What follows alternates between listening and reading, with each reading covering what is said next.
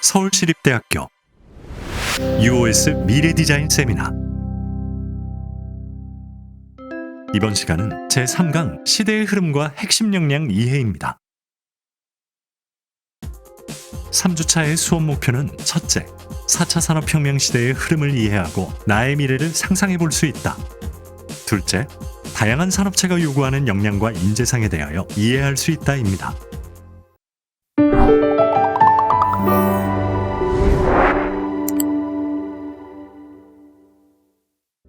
기술의 발전 속도는 시간이 갈수록 빠르게 변화하고 있습니다.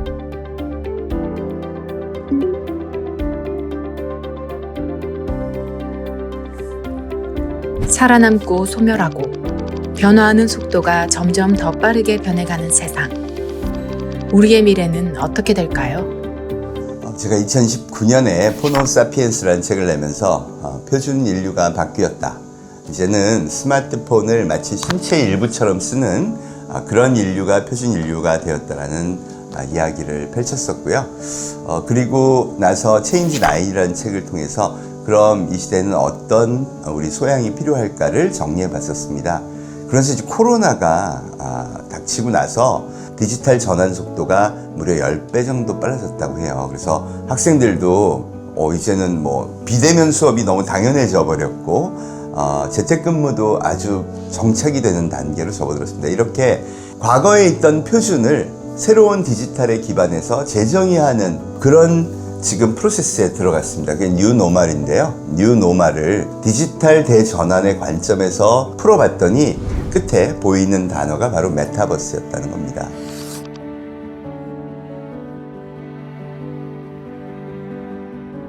그냥 단순하게 우리가 안경 쓰고 가상현실을 체험하고 게임을 하는 그런 국한된 의미의 메타버스가 아니고요. 인간이 땅 위에 살던 삶을 벗어나서 디지털 공간에서 새로운 삶을 이제 만들어 나가고 있죠. 그런 관점에서의 메타버스가 지금 어떻게 전개되고 있고, 그리고 그 전개 방향에서 청년들이 어떤 미래를 준비해야 될까. 이미 25세 이하 G세대들이 거기서 놀고 있어요. 예를 들어 대표적인 게 우리나라 제페토의 가입자가 3억 명이에요. 10대 이용자가 80%나 되는 제페토는 급속도로 가입자가 늘어나고 있으며 로블록스는 미국 10대들이 유튜브보다도 3배나 많은 시간을 사용하고 있다고 합니다. 그럼 그 세계가 앞으로 확산되겠죠. 25세 이하의 사람들이 메타버스 환경을 너무나 잘 갖고 놀고 즐긴다면 이게 앞으로 대세가 되겠구나. 그러면서 거기에 대규모 투자가 일어나는데 이 기업들이 다 3천조, 2천조 기업이죠. 구글 만들죠. 또 페이스북 만들죠. 마이크로소프트 만들어요. 그럼 메타버스에 투자가 일어나면 어떤 일이 펼쳐지느냐? 메타버스의 경제 시스템이 형성됩니다. 그걸 형성하는 게 NFT와 크립토 마켓이죠. 이수만 대표는 SM은 더 이상 엔터 기업이 아니라 메타버스 NFT 기업이다. 실제로 사람인 부인 사이트에 보면 메타버스 NFT 프로젝트 했던 분들을 많이 뽑겠다라고 광고가 나오기 시작했어요. 그것도 굉장히 많아요. 제가 올해 4월에 봤을 때만 해도 800개가 넘었거든요. 결국 그런 프로젝트들을 한 사람들이 이 사회에 많이 필요로 해지고 있다는 겁니다. 그리고 이번에 책을 낸 이유도 우리가 단지 디지털 경제에만 머물지 말고 빅데이터, AI, 코딩 이거 앞으로도 계속 중요해요. 계속 큰 축으로 갑니다. 그 끝단에 보면은 이 메타버스 세계관이 또 펼쳐지고 있으니 거기까지 청년들의 관심을 늘렸으면 좋겠다 하는 게 제 바람입니다.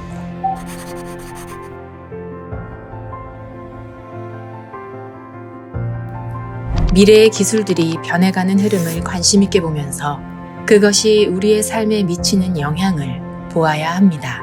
저는 이제 메타버스를 전공한 IT 학자는 아니지만 저는 교육에 많이 접목을 해서 활용하는 분야의 사람이잖아요. 제가 전문가도 아닌데 왜 메타버스 관련된 강의를 하냐 이런 질문을 제일 많이 받을 때 하는 말이 저는 활용의 전문가입니다라는 얘기는 하거든요. 그러니까 저희가 보통의 우리 대학생들이나 시민들은 새로운 기술들을 다 이해하고 그 원리를 알 필요는 없지만 얘네들이 어떻게 작동을 하고 우리 삶에 어떻게 내가 적용해서 활용할 수 있는지를 알면 될 것 같아요. 그래서 그런 부분들을 변화를 빠르게 감지하고 그 변화에 적응하려고 노력하고 그리고 항상 공부하려는 그런 마음을 가지고 해야 되는데 그래서 지금 메타버스도 하나의 IT 분야의 유행이 아니라 얘가 우리 삶에 어떻게 영향을 미치는지를 파악을 생각을 하셔야 돼요. 그러니까 사회, 경제, 문화의 변화를 일으킨다고 했는데 NFT라는 말도 들어보셨죠? 그러니까 그런 산업이 계속 발전을 해가고 있고, 그리고 디자이너 같은 경우도 사이버상에서 아바타 제작 디자이너, 뭐 의상 디자이너, 뭐 공간 디자이너, 이런 현실 세상의 공간을 디자인하시던 분들이 지금은 사이버상의 공간을 구축하는 디자이너로 바뀌고 있고, 그렇게 그러니까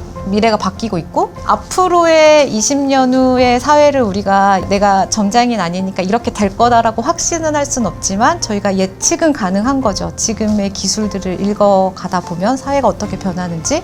그 중에 하나의 트렌드가 메타버스라는 이름 하에 지금 과학기술이 전부 다 발전해 가고 있는 거고요. 2016년 세계경제포럼에 따르면 미래에 700만 개의 일자리가 사라지고 200만 개의 일자리가 새롭게 생길 거라고 합니다. 주요 원인으로는 인구, 사회-경제적 변화, 많은 기술적 변화를 이야기하고 있습니다. 캘리포니아 대학의 공공정책대학의 로버트 라이시 교수가 이런 이야기를 했었어요. 미래에는 4가지의 계급이 생길 것이다. 그래서 저희가 팬데믹으로 조금 더 이게 앞당겨졌다라고 보시면 되는데요. 첫 번째 계급은 원격 근로가 가능한 근로자입니다. 집에서도 언제든지 노트북으로 일을 할 수 있고, 화상 회의를 통해서 발표라든지 회의를 할 수 있고, 전자문서를 통해 가지고 보고 체계를 갖출 수 있는 이 근로자가 약 35%의 구성을 차지할 거다라고 이야기를 했었습니다. 그리고 두 번째 노동자는 필수적인 일을 해내는 노동자입니다. 경찰, 의사, 간호사, 배송을 하시는 분들, 이런 분들은 필수적인 일이 있기 때문에 아마 직업을 또 영위해 나갈 수 있다라고 해서 30% 정도 차지한다고 합니다. 네, 그리고 세 번째 노동자는 임금을 받지 못하는 노동자라고 합니다. 코로나19로 인해 가지고 이미 직장을 잃었던 경험이 있는 분들, 무급 휴가를 얻었던 분들, 이런 분들이 여기에 속해 있는데요. 단순한 서빙을 한다든지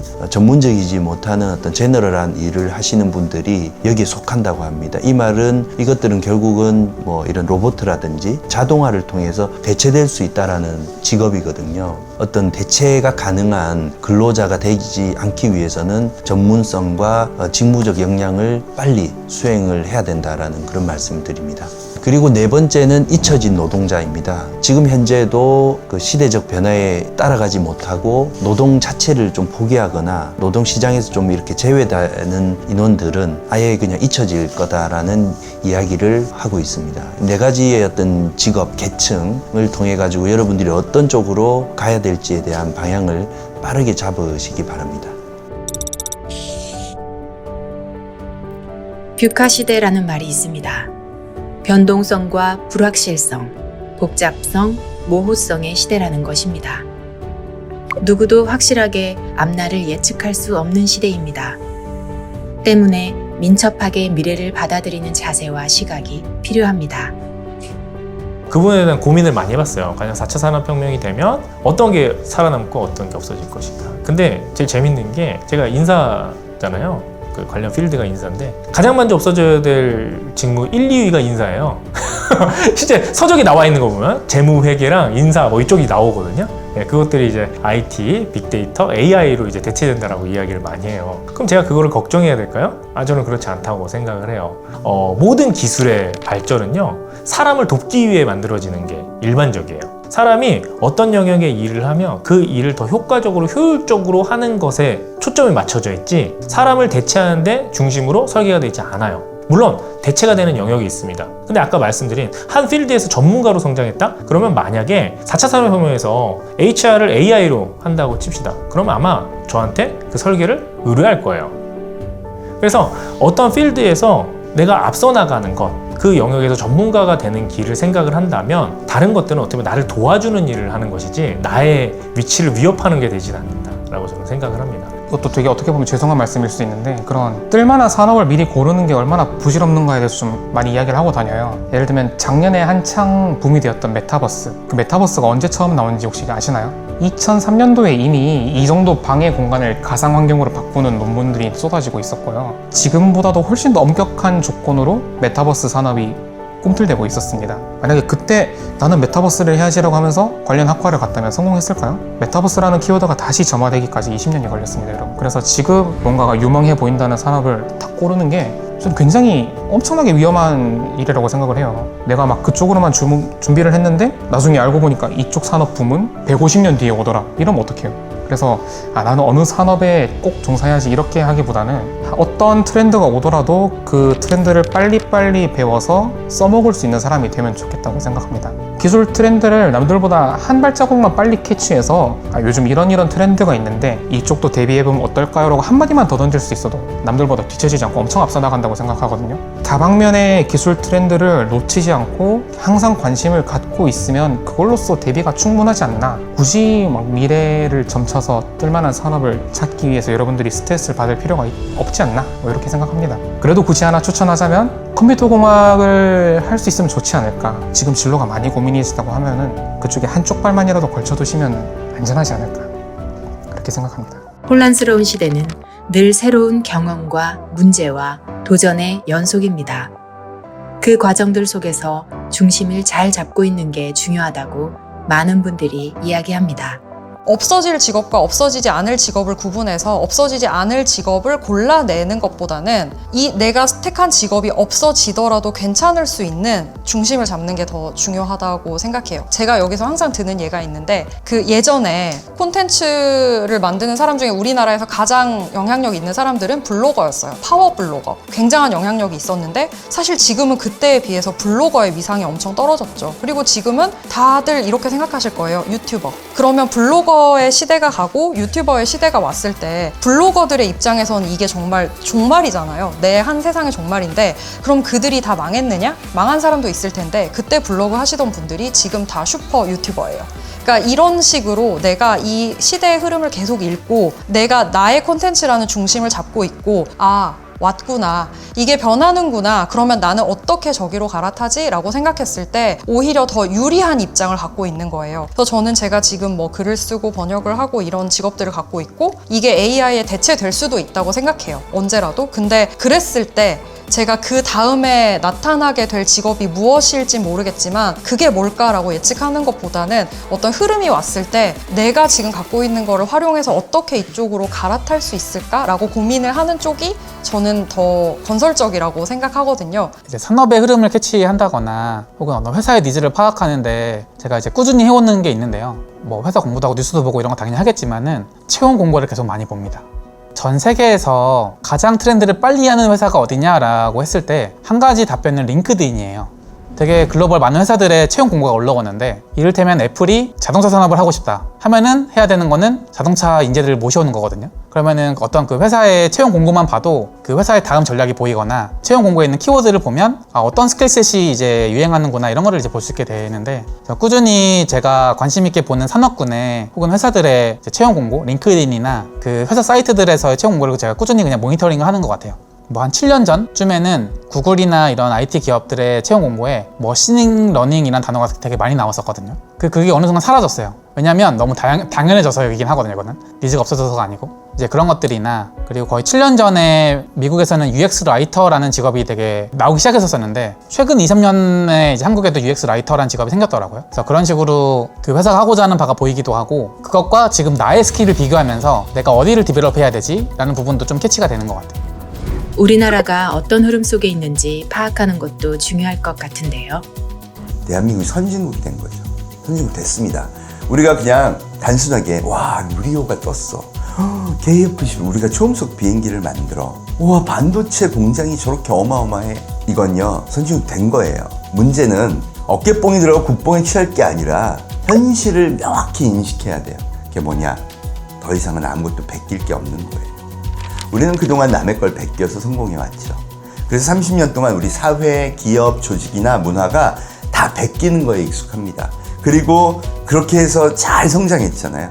그러니까 많은 어른들이 뭐라고 생각하냐면, 그 시스템에 잘 편입해서 네가 거기만 잘 들어가서 잘 늙으면 집도 생기고 차도 생기고 너가 성공한 삶이 되는 거야. 그러니까 뭘 해요? 열심히 시험 공부를 하는 거야. 좋은 대학에 가면 넌 됐어. 이제 그 시스템이 키워준 대로 성장하면 좋은 기업에 갈 거야. 좋은 기업에 가면 끝까지 잘 갈 거야. 되나요? 이미 안 되는 걸 현실로 너무 많이 봤죠. 일단 기업이 디지털 트랜스포메이션이 되면서 정말 모든 순위가 다 바뀌고 있고, 그 혁신에 동참하지 않는 기업은 앞으로 미래가 어둡다. 지금 한국인이잖아요. 저기 어떤 구성이 항상 뭘 배워야 되는 세계에 있었었던 거예요. 민주주의, 자본주의, 과학, 기술, 문화 다 배웠어야만 했어요. 기타도 쟤네가 먼저 쳤고 노래도 먼저 했고 카메라도 먼저 했으니까. 근데 어느 순간 디지털 문화라는 게 40년 전에 시작될 때 그때는 우리가 똑같이 들어갔어요.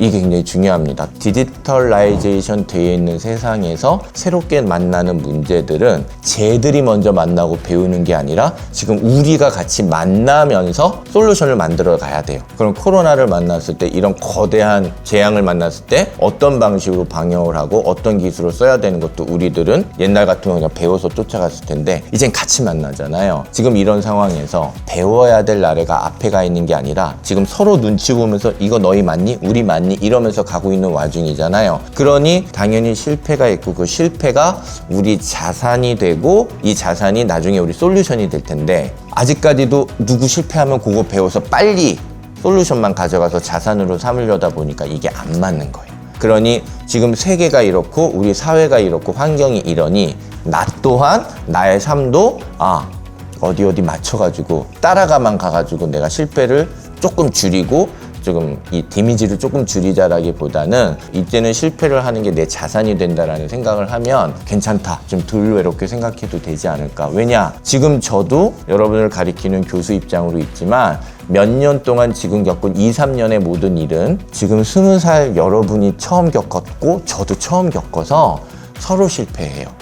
여러분도 처음 배우는 거에서 실패하는 거에서 우리 서로 인정하고 배우면서 가자.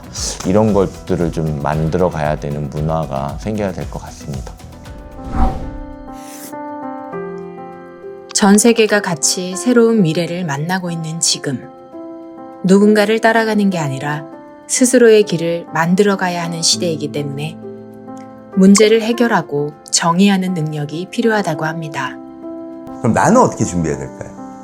거기에 맞춰야죠. 나의 미래 가치를 올리려면. 그럼 보세요. 세계 10대 기업들, 애플이나 테슬라 제조업만 해도 스마트폰을 통해 달라진 인류한테 이 새로운 경험을 제공하는 기업들한테 열광하죠. 20대한테 가장 인기 있고 가장 미래가 기대되는 CEO 그러면 일론 머스크를 꼽습니다. 일론 머스크 하는 비즈니스 모델 볼까요? TV 광고를 안 해요. 계약하려고 그러면요.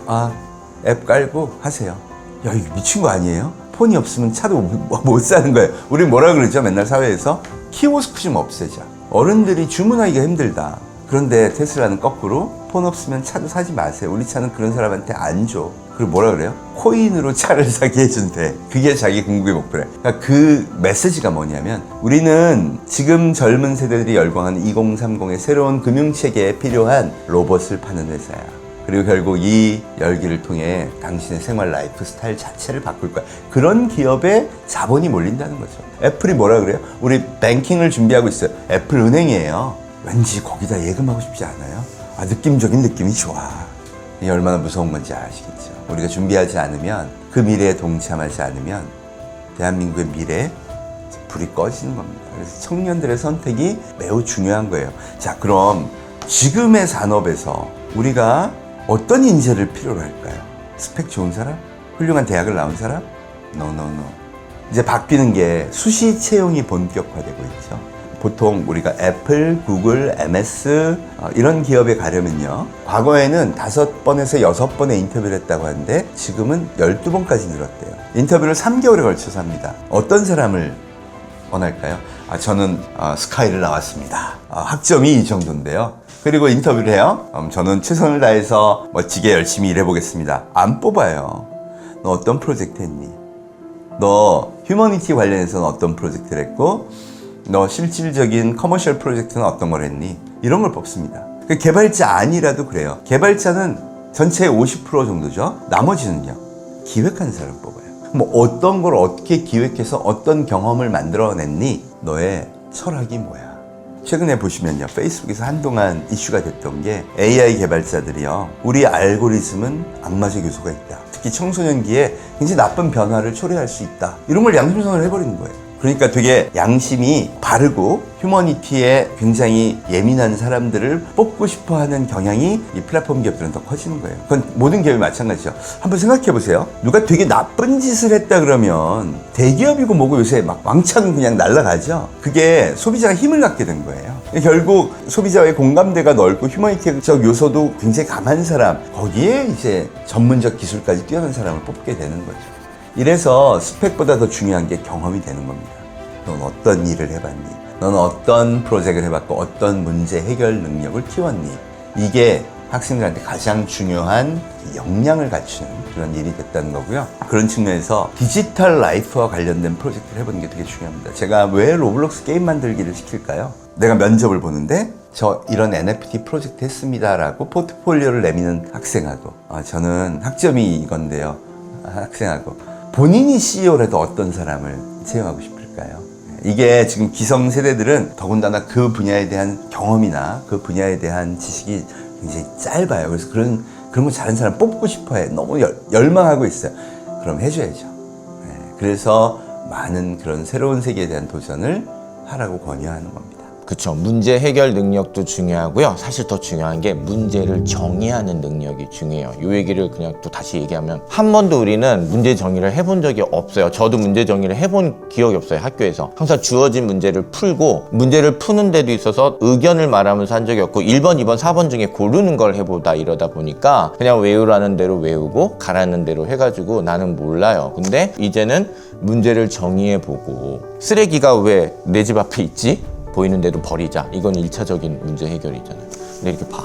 쓰레기가 왜 와 있지?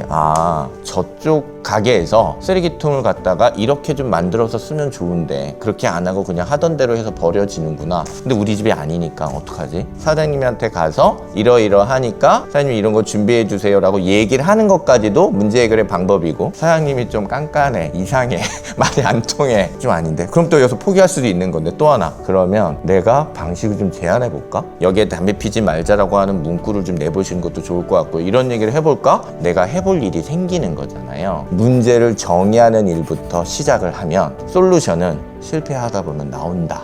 이게 되게 중요해요. 대학 오셨으니까 게다가 시립대라고 하는 좋은 데 오셨으니까 여기서 좋은 선배들과 같이 작은 것서부터 정의해 보시고 거기서부터 해결할 것들이 뭔지를 한번 실패해 보시고 절대로 한 번에 해결은 안 돼요. 그러니까 정의해 보시고 실패해 보시고 다시 정의해 보시고 실패해 보시고 이런 과정을 겪으시면 쌓여갈 거예요. 그러면 그거를 기업이 좋아하고 그다음에 여러분들이 앞으로 나갈 때 좋은 체력이 된 거를 스스로 느끼죠. 왜냐하면 쓸 게 많아진다는 거죠. 재밌는 히스토리와 실패 사례들이 쌓이거나 해결 사례들이 있으면 쓸 게 많으시잖아요. 정말 좋은 소개서 쓸 수 있잖아요. 그거는 굉장히 도움이 될 거라고 생각이 듭니다. 그리고 지금 세상은 정확한 커뮤니케이션을 잘하는 사람을 필요로 합니다.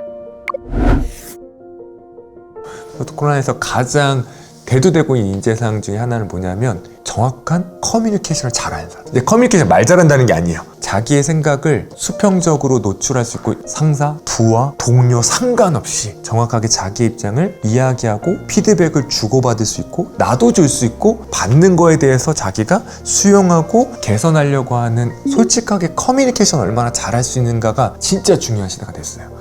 왜냐하면 얼굴 보지 않고도 소통할 수 있어야 돼요. 슬랙이나 메신저나 카카오톡만으로도 서로가 충분하게 생각들을 주고받고 거기에 오해하지 않고 메시지를 협업할 수 있는 상태가 되어야 되는 게 이제 시대의 흐름에 바뀐 가장 중요한 결정적인 차이인 것 같아요. 그래서 진짜 협업이 가능한 시너지가 나는 커뮤니케이션을 할 수 있는가? 예를 들면 대학생이라면 동료들도 있고 선후배도 있죠. 교수님도 있죠. 이런 사람들과 정확하게 자기의 의견을 주고받아서 교훈을 얻고 줄 수 있는 상태의 커뮤니케이션을 할 수 있는 거. 무례하지도 않고요. 방어하지도 않고 숨지도 않아요. 정확하게 아주 정중하면서도 솔직하게 소통해서 그걸 통해서 무언가를 얻어가서 시너지를 만들어낼 수 있는 커뮤니케이션이 일단 제일 중요하게 대두가 되는 것 같아요.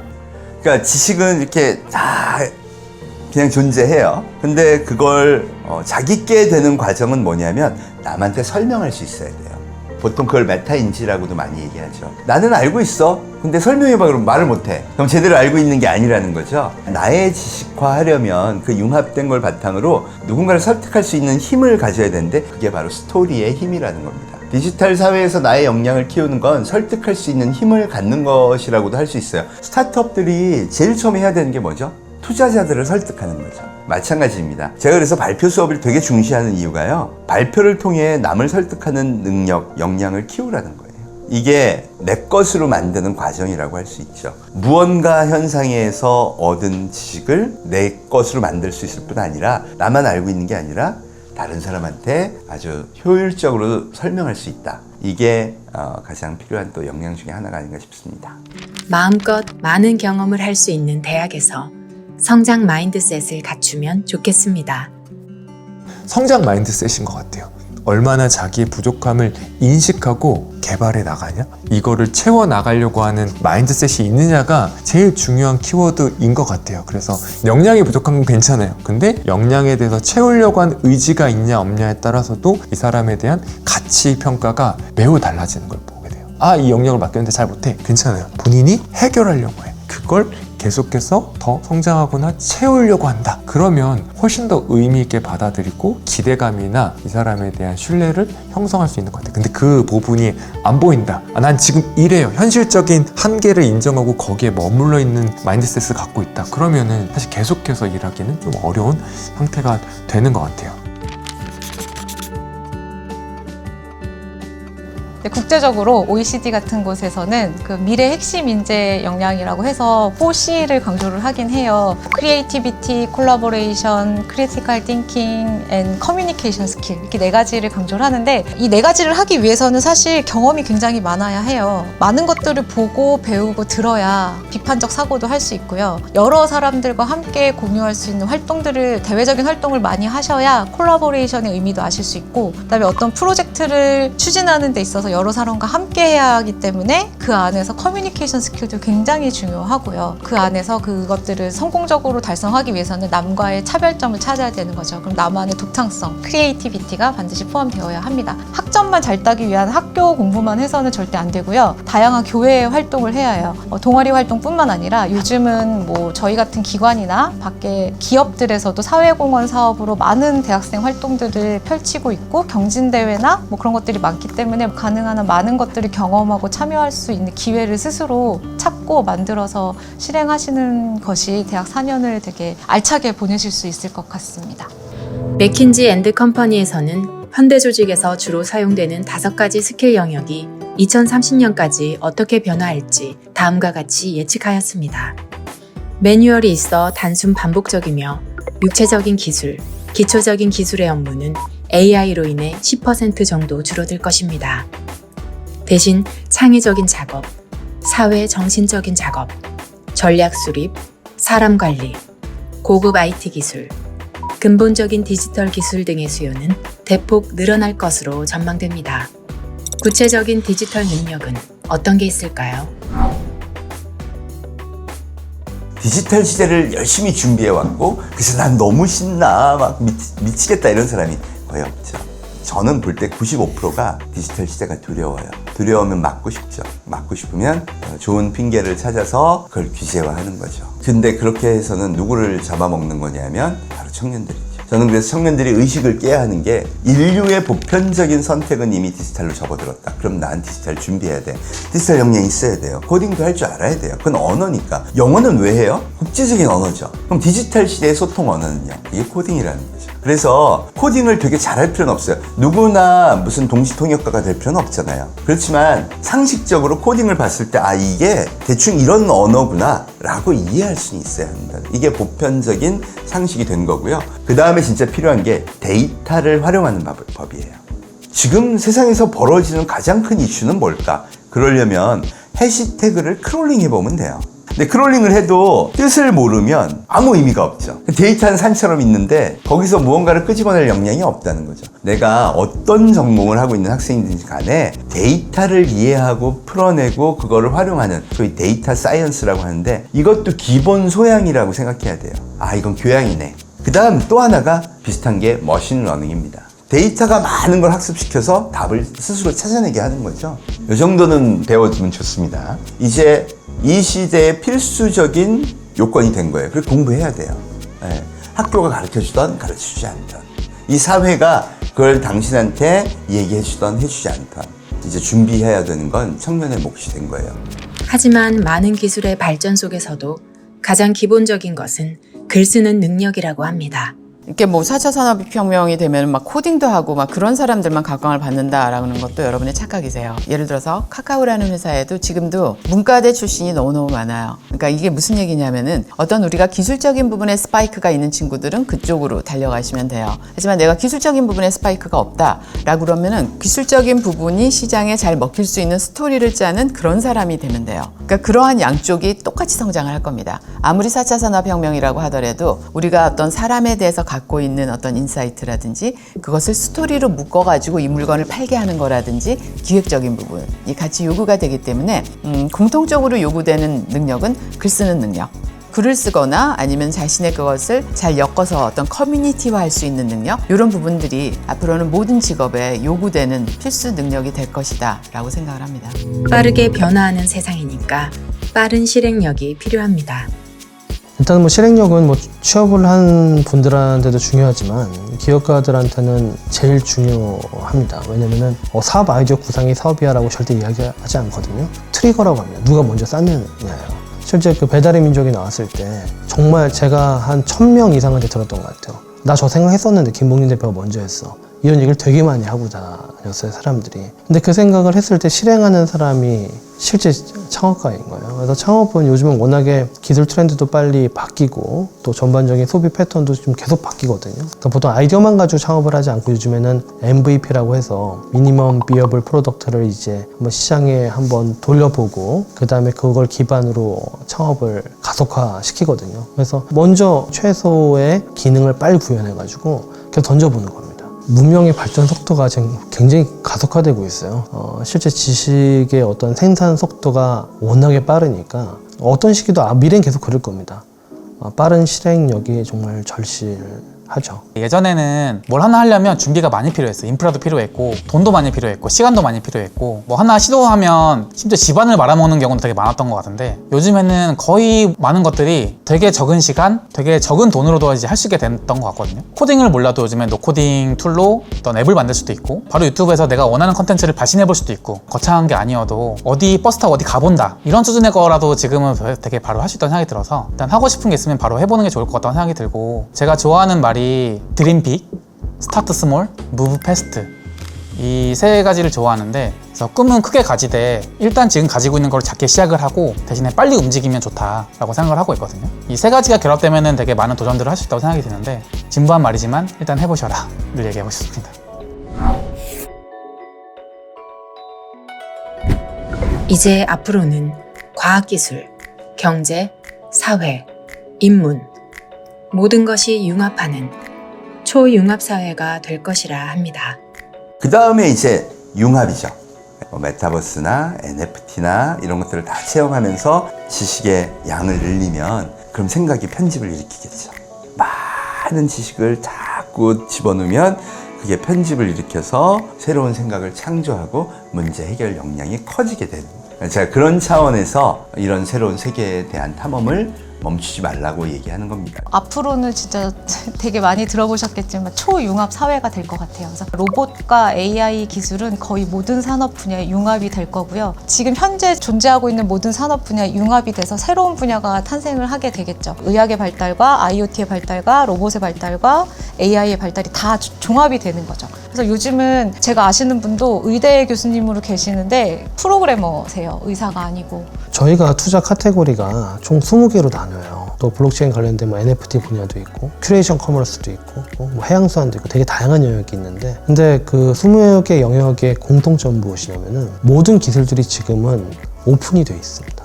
요즘에 오픈 API라는 얘기도 많이 쓰잖아요. 그러니까 그 오픈한 기술들의 협업으로 모든 영역이 발전할 것으로 보여지거든요. 협업으로 계속 세상은 바뀌어 나갈 거고 미래가 이렇게 될 거야 예상할 수도 없죠. 어떤 형태로 어떻게 진화할지는 저도 잘 모르겠어요. 저희도 지금 투자를 맨날 해나가면서 미래를 보고 있다라고는 하지만 그냥 하루하루 충실히 그냥 살고 있습니다. 그러니까 의사, 변호사 이전에는 그 직군은 공부하면 그걸 먹고 살았잖아요. 근데 그 직군마저도 지금 흔들리고 있습니다. 그래서 앞으로 목적한 바를 이루면서 살아가려면은 끊임없이 이런 전반적인 트렌드 계속 소통을 하는 것이 되게 중요할 것 같아요. 이전보다도 훨씬 더 많이 스타트업이나 벤처 포럼들도 많고 지식들을 계속 받아들이고 적용시켜 보기도 하고 어느 때보다 좀 적극적인 자세가 필요할 것 같아요. 이제 저희가 얘기를 할 때 마치 융합이라는 게 무슨 학문처럼 있을 것 같고 어디 책을 하나 이렇게 꺼내면 융합 매뉴얼이 있을 것 같은 생각을 하시는 분이 계시는데요. 그건 전혀 없고요. 약간 철학적인 얘기 하나 하겠습니다. 저희가 그 테크놀로지라고 하는 그 단어가 있잖아요. 이제 공학기술, 과학기술이라고 이제 불려지는 말이 있죠. 근데 테크놀로지라는 말의 어원이 테크네입니다. 서로 다른 것들을 엮고 꼬아 만든다라는 뜻을 갖고 있습니다. 그러니까 서로 다른 것들을 엮고 꼬아 만드는 지성의 행위를 뜻하는 말이 테크네였어요. 그래서 우리는 애초에 서로 다른 것들을 엮어서 꼬아 만드는 걸 잘하는 존재입니다. 인간은. 그러니까 여러분 무슨 아리스토텔레스나 이런 사람들이 동물학도 하고 생물학도 하고 논리학도 하고 이러는 게 그분이 천재여서가 아니라 우리의 지성은 언제나 논리적인 거 고민도 하다가 생물을 보면서 관찰해가지고 서로 다른 것들을 엮고 꼬아서 어떤 창조적인 것들을 만드는 과정을 진안하게 하는 과정을 우리는 원래 잘했다라고 생각하시면 돼요. 그래서 세종대왕도 융합지식인 끝판왕이고 이순신 장군도 융합지식인 끝판왕이고 우리 어머니도 융합지식인 끝판왕이고 여러분도 융합지식인 끝판왕인데 저희가 교육을 분과적으로 이렇게 가리키다 보니까 우리가 갖고 있는 테크네적인 태도를 잃어버린 거거든요. 나는 국문과, 나는 철학과, 나는 전자공학, 나는 컴공학 이런 식으로 날라놓으니까 나는 여기에 전문가가 된 것 같다 싶어지지만 이걸 돌려놓으면 난 이거 말고는 아무것도 모르는 바보야가 돼버린 상황이에요. 근데 사실 지식은 그렇지 않거든요. 여러분들도 아예 나한테 배태되어 있는 나의 지성적인 역량은 서로 엮고 꼬을 수 있는 융합적 역량이 있구나라고 믿으시면 됩니다. 그것이 뻘짓이라도 일단 해보면서 많은 경험을 쌓는 것이 중요합니다. 우리가 뭔가 성공하고 싶다고 할 때 그 길이 과거에 있던 표준보다는 디지털화된 사회에서의 표준에서 훨씬 기회가 많다. 그런 관점에서 한 스텝 한 스텝을 준비하면서 이 디지털에서 벌어지고 있는 일들을 공부하자는 거예요. 문제는요, 학교에서 안 가르쳐줘요. 어떻게 해야 될까요? 네, 공부해야 됩니다. 제가 학생들한테 유튜브 많이 보라 그래요. 검색을 해서 내가 원하는 걸 찾기 시작하면요, 달라지겠죠. 그리고 내가 관심 있는 커뮤니티에 가입을 해요. 요새 커뮤니티를 중심으로 활동하는 게 되게 많아요. 배우려고 마음먹으면 얻을 수 있는 게 굉장히 많습니다. 결국 인간은 지식을 제공할 수 있는 네트워크를 얼마큼 형성하냐, 그게 우리가 인맥을 맺는 거다, 학교에 들어가는 거다 그러잖아요. 이걸 온라인상에서도 어떻게 구축하냐에 따라 자기 미래가 완전히 달라질 수 있다는 겁니다. 그래서 저는 꼭 하루에 2시간씩 인터넷으로 새롭게 달라진, 학교에서 가르쳐주지 않는 새로운 디지털 세계에 대한 학습을 하자, 이거를 꼭 권장합니다. 유연한 지성의 씩씩한 실천이에요. 그러니까 지성은 유연하되 실천은 씩씩하게 가는 것들이 제가 봤을 때 맞는 패러다임이에요. 이건 저한테도 하는 얘기입니다, 여러분. 지성은 유연하게 쓰는 거예요. 이렇게도 갈 수 있고 저렇게도 갈 수 있고 또 이런 방식으로 지식 디자인을 해가면서 나아갈 수 있는 거예요. 근데 실천은 이거 실패할까봐 어떡하면 안 되지, 이거 안 될 것 같은데 어떡하지, 쪽팔려서 어떡하지, 이러지 말고요, 일단 해보는 겁니다. 말처럼 쉽진 않죠. 근데 태도는 그렇게 갖고 있는 게 좋습니다. 내가 이런 거를 잘할 거야, 난 이런 걸 좋아해, 이거 단박에 알기가 쉽지 않습니다. 그리고 그거를 처음부터 알았다는 사람들 사실 거짓말 많아요. 그리고 저도 외부적으로 볼 때는 굉장히 의심 없이 계속해서 한 길을 판 것 같지만 그 안에는 굉장히 많은 망설임도 있었고 의심도 있었고 그리고 때로는 굉장히 후회도 있고 하지 말까 이런 적도 있고 굉장히 많은 업다운이 있었습니다. 그러니까 지금 여러분들이 어떤 진로에 대해서 뚜렷한 생각이 안 잡힌다라는 거 너무나 당연한 거고 자연스러운 겁니다. 오히려 이 기회는 여러분이 그런 것을 너무 확고하게 잡고 있는 것보다 진짜 막 의대를 들어가서 의사가 되는 친구, 피아니스트가 되는 친구 이렇게 정해져 있는 친구보다 그러지 않은 우리가 얼마나 행복해요. 그렇게 생각을 하시고 그러면 이 시기를 내가 잘 보내고 그리고 또 잘 견디기 위해서는 여러분을 자꾸만 작은 기회에서 노출시켜서 탐험을 해본다라는 생각으로 여러분한테 많은 그러한 새로운 것에 대한 그런 기회를 주시기 바랍니다. 저는 현재 서울시립대학교 환경공학부 교수로 재직 중에 있고요. 진로교육을 담당하는 학생처장의 역할을 한 1년 6개월 정도 지금 하고 있습니다. 진로교육의 이제 궁극적인 목적은 지성인으로서 사회생활에 잘 적응할 수 있는 여러 가지 다양한 지식과 경험을 하게 되는 그러한 것들을 진로교육의 목표라고 우리가 생각할 수 있겠습니다. 4차 산업혁명의 정보화 시대에 우리가 걸맞게 교육을 받고 사회로 진출하기 위해서는 지식과 여러 가지 정보들을 결합해서 새로운 지식을 만드는 그러한 과정들이 필요하다. 배우고 생각하고 연결하는 그러한 공부 습관, 방법들을 이제 말씀드릴 수가 있겠습니다. 사실 사회에 나갔었을 때 1년, 2년 정도의 사회 문제를 해결하는 데밖에 학교에서 배운 지식이 활용될 수 없기 때문에 아무래도 평생 교육할 수 있는 그러한 체계, 자아 실현을 위한 꾸준한 노력, 또 사회에서도 계속 지속되는 학습을 통해서 우리가 새로운 지식도 발견하고 그러한 과정들이 제일 중요하지 않을까라는 생각이 들고요. 최근에는 혼자서 사회 문제를 해결하기에는 이제 상당히 어렵다라는 생각들이 많이 있습니다. 많은 사람들이 협업을 해서 사회 문제를 해결하는 그러한 시대가 올 거라고 생각이 들기 때문에 우리 학생들이 팀워크를 기르는 여러 가지 이제 교수 학습 방법들을 학교에서 경험하게 된다라고 하면 사회에 나가서 보다 더 잘 적응할 수 있는 그런 미래 인재가 되지 않을까 저는 개인적으로 생각을 하고 있습니다.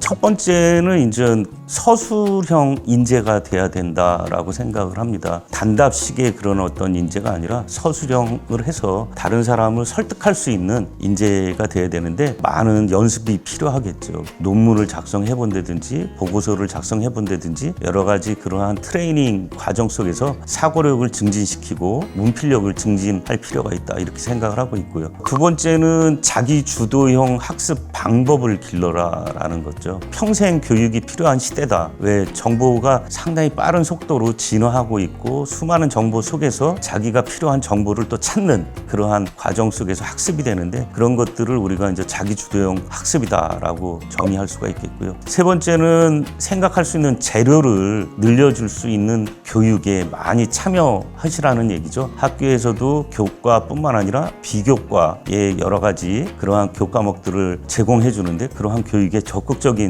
참여를 통해서 다양한 경험을 하고 또 많은 레퍼런스 찾기 연습이 필요하지 않을까 이런 생각을 하고 있습니다. 네 번째는 문제에 대응하는 그러한 어떤 자세라고 할까요? 비판적인 사고를 길러줄 수 있는 그러한 다양한 프로그램들에 참여 좀 하시면 좋을 것 같고 또 하나는 통합적인 사고, 정보가 많이 있는데 이런 것들을 융합해서 우리가 활용할 수 있는 통합적 사고력을 길러야 될 것이다. 마지막으로 다섯 번째는 평생 공부하는 습관을 좀 갖추는 평생 업그레이드 할 수 있는 그런 학습 역량을 갖추는 게 중요할 것이다. 그래서 학부뿐만 아니라 대학원, 직장을 다니면서도 또 학습할 수 있는 기회들이 여러 가지 있고요. 또 최근에는 여러 가지 인터넷, 가상 공간에서도 상당히 많은 지식을 전달하는 방법들도 있기 때문에 평생 업그레이드 하는 그런 스스로의 학습 습관을 기르자. 이런 것들이 중요하지 않을까. 우리 학생들은 미래를 살아나가야 되기 때문에 앞으로 미래에 어떠한 일들이 발생할 것인가 이건 아무도 모르잖아요. 그래서 호기심을 갖춘 창의적인 인재가 되어 주십사라고 부탁드리고 싶고요. 결국 이 생각의 힘은 어떤 지속적인 교육, 학습에 의해서 이루어지지 않을까라고 생각을 하고 있습니다. 그래서 초기에는 되게 답답할 수 있지만 눈덩이가 이제 눈사람처럼 커지는 것과 같이 지식도 계속 공부하다 보면 평생 교육하다 보면 상당히 많은 그런 어떤 창조적인 생각을 할 수 있는 힘이 만들어질 것이다. 그래서 어떤 나갈 수 있는 이정표를 바라볼 수 있는 그런 대학 교육이기 때문에 여러분들이 이제 그 이정표를 보고 평생 학습하는 그러한 인재가 되기를 부탁드립니다.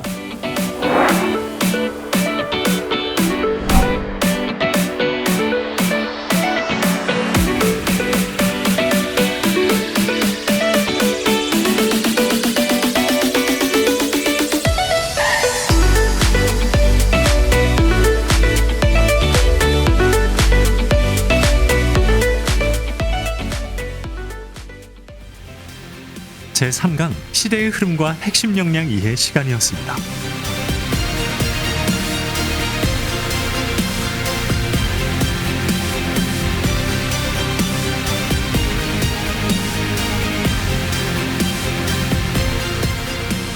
본 영상은 교육부의 대학혁신지원사업 사업비를 지원받아 제작되었습니다.